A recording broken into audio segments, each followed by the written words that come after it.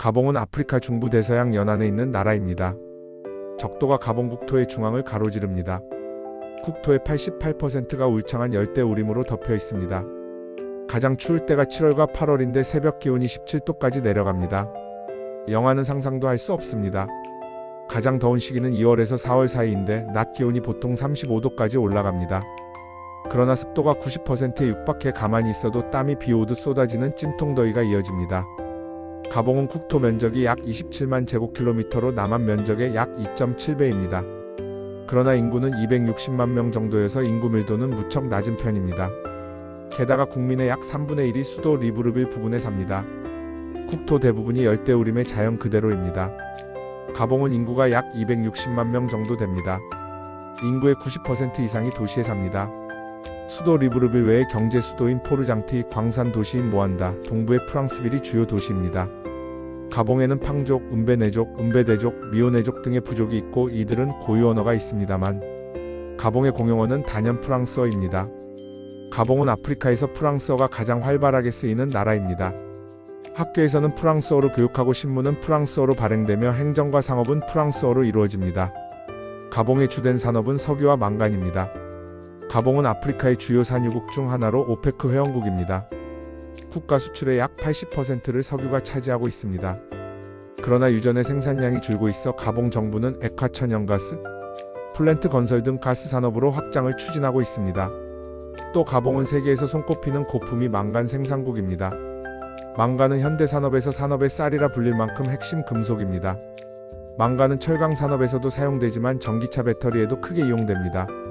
가봉은 또한 열대우림 국가인 만큼 목재 자원이 풍부합니다. 과거에는 원목을 그대로 수출했지만 지금은 합판이나 가구 재료 등으로 가공해 수출합니다. 오쿰에는 가봉의 특산 목재로 전세계 오쿰의 공급의 대부분을 가봉이 담당합니다. 가봉은 상대적으로 농업 발달이 미약합니다. 그래서 식량의 대부분을 수입에 의존하고 있습니다. 쌀이나 밀 같은 주식뿐만 아니라 채소, 육류까지 수입에 의존하고 있어 대형마트에 가면 프랑스산 제품이 가득한 진풍경을 볼 수 있습니다. 가봉 정부의 고민거리입니다. 가봉은 1839년 프랑스와의 보호조약을 시작으로 프랑스 영향권에 들어갔고 1886년 공식적인 식민지가 되었습니다. 이후 약 70여 년간의 지배를 거쳐 1960년 8월 17일에 프랑스로부터 독립했습니다. 8월 17일은 가봉에서 아주 중요한 국경일입니다. 가봉은 1960년 프랑스로부터 독립했지만 오랜 세월 한 사람이 이 나라를 통치했습니다. 오마르 봉고입니다. 그는 1967년 정권을 잡은 뒤 2009년에 사망할 때까지 무려 42년간 가봉을 통치했습니다. 그리고 그가 사망하자 그의 아들 알리 봉고가 대통령이 되어 14년간 통치하다가 2023년 8월 쿠데타로 실각해 지금은 브리스 올리기 은게마가 대통령입니다. 브리스 올리기 은게마는 원래 오마르 봉고 대통령 생전에 그의 전속부관이었습니다. 오마라 봉고 대통령의 아들 알리 봉고 대통령의 외사촌이기도 합니다. 공화국 수비대 수장이었던 브리스 올리기 은게마는 알리 봉고 대통령을 쿠데타로 몰아내고 집권했습니다. 56년에 이르는 봉고 가문의 통치를 끝내고 오늘날 가봉을 이끌고 있습니다. 그는 2025년 대선을 통해 과도 정부의 수장에서 정식 대통령으로 취임했습니다. 가봉은 3개의 국제공항을 가지고 있습니다.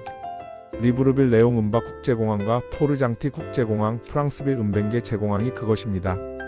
특히 리브르빌 국제공항은 가의 최대 관문으로서 파리, 이스탄불, 아디스아바바, 카사블랑카 등 유럽과 아프리카 주요 도시를 잇는 국제선이 이곳을 통해 운항됩니다. 가봉에는 철도가 있습니다. 수도 리브르빌과 동부의 프랑스빌을 잇는 단선 철도입니다.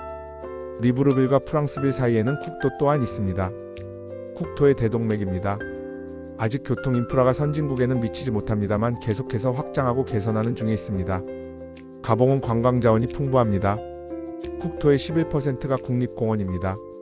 로앙고 국립공원은 가봉 관광의 꽃입니다. 해변에서 코끼리, 하마, 버팔로가 노니는 모습을 볼 수 있는 세계에서 몇 안 되는 장소입니다. 러페 국립공원은 유네스코 세계유산으로 지정되었습니다. 수천 마리의 맨드릴 원숭이 떼가 이동하는 장관을 볼 수 있으며 고대 암각화 유적도 남아 있습니다. 이빈도 국립공원에는 중부 아프리카에서 가장 아름다운 폭포 중 하나인 콩고 폭포가 있고 숲속 분지에서는 고릴라와 숨코끼리를 관찰할 수 있습니다. 코끼리는 사바나 코끼리, 숨코끼리, 아시아 코끼리로 크게 3가지인데 수코끼리가 제일 덩치가 작습니다. 그리고 전세계 숨코끼리의 절반 이상이 가봉에 살고 있습니다. 가봉하면 슈바이처 박사를 떠올리지 않을 수 없습니다. 슈바이처 박사는 1913년 그의 나이 38세 때 처음으로 당시 프랑스령 적도 아프리카였던 가봉의 랑바레네에 도착했습니다. 신학자요 파이프 오르간 연주자였던 슈바이처 박사는 뒤늦게 의학을 공부해 의사가 된 후 자신의 모든 기득권을 버리고 가봉으로 향했던 것입니다. 슈바이처 박사는 1965년 90세에 세상을 떠날 때까지 평생을 가봉에서 보냈습니다. 초기에는 닭장을 개조해 진료소를 만들었지만 이후 전 세계에서 보내온 후원금과 자신의 돈으로 랑바레네 병원을 건립했습니다. 그리고 가봉에 창궐하던 나병 말라리아 환자를 치료했습니다. 슈바이처 박사는 1952년 노벨 평화상을 받았습니다. 그는 노벨상 상금을 모두 랑바레네 병원 내의 나병 환자들을 위한 시설인 피체 마을을 짓는 데 썼습니다. 그는 랑바레네에서 보낸 초기 10년의 기록을 담아 물과 원시림 사이에서라는 책을 썼습니다. 이 책은 아프리카의 비참한 현실을 유럽에 알림으로써 인류가 서로 돕고 생명을 존중해야 한다는 도덕적 책임감을 일깨웠습니다. 슈바이처 박사는 어느 나라 사람이었을까요? 그는 알사스 지방에서 태어났는데 태어날 때 그곳은 독일 제국이었습니다. 그러나 1차 세계대전 후 프랑스 땅이 되었고 2차 대전 때 나치 독일에 속했다가 그 후 다시 프랑스가 되었습니다. 결국 슈바이처 박사는 프랑스인이 되었습니다. 그는 물론 어려서 독일어를 배우며 자랐고 나중에는 프랑스어도 구사하게 되었습니다. 그가 평생 봉사했던 랑바레네가 속한 가봉은 프랑스어 사용 국가였습니다. 가봉에는 세계적인 예술가들에게 영감을 준 예술품이 있습니다. 파블로 피카소는 가봉의 팡족의 가면을 보고 그 파격적인 추상미에 충격을 받아 입체주의 큐비즘을 창시하게 되었습니다. 1907년 피카소는 파리의 트로카데로 인류학 박물관을 방문했다가 프랑스가 가봉을 비롯한 아프리카에서 가져온 수많은 가면과 조각상을 보고 훗날 이 방문이 내 인생의 가장 중요한 계시였다고 회상했다고 합니다. 피카소는 정교한 서양 미술과 달리 형태를 극도로 단순화하고 본질만 남긴 아프리카 조각에서 강렬한 생명력과 마술적 힘을 느꼈던 것입니다. 피카소가 남긴 유명한 그림 아비뇽의 처녀들은 바로 피카소가 트로카데로 박물관에서 본 가봉 예술의 추상미를 그림에 직접 투영한 것입니다. 이 작품은 미술사에서 입체주의의 시작을 알리는 신호탄으로 평가받습니다. 가봉은 한국과 상당히 깊은 인연이 있습니다. 고오마르 봉고 대통령은 생전에 4차례나 한국을 방문한 적이 있습니다. 그의 아들 알리 봉고 대통령도 2022년 한국을 방문했습니다. 가봉 스마트폰 시장에서 삼성 스마트폰이 시장 점유율 1위입니다. 높은 스마트폰 보급률 덕분에 가봉의 젊은 층은 유튜브와 틱톡을 통해 실시간으로 K-팝을 접합니다. 방탄소년단이나 블랙핑크 같은 그룹은 가봉에서도 인기가 드높습니다. K-푸드에 대한 호기심도 뜨거워 소셜미디어를 통해 불닭볶음면 챌린지 같은 콘텐츠가 유행하면서 매운 한국 음식에 대한 인지도가 매우 높습니다. 가봉에서 한류의 원조이자 가장 강력한 뿌리는 태권도입니다.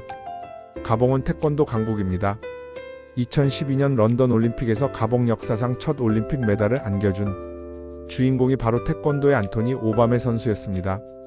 그 후 가봉에서 한국은 무술의 나라, 예의를 중시하는 강한 나라라는 긍정적인 이미지가 더욱 확고해졌습니다. 가봉은 세계에서 몇 안 되는 탄소 흡수국입니다.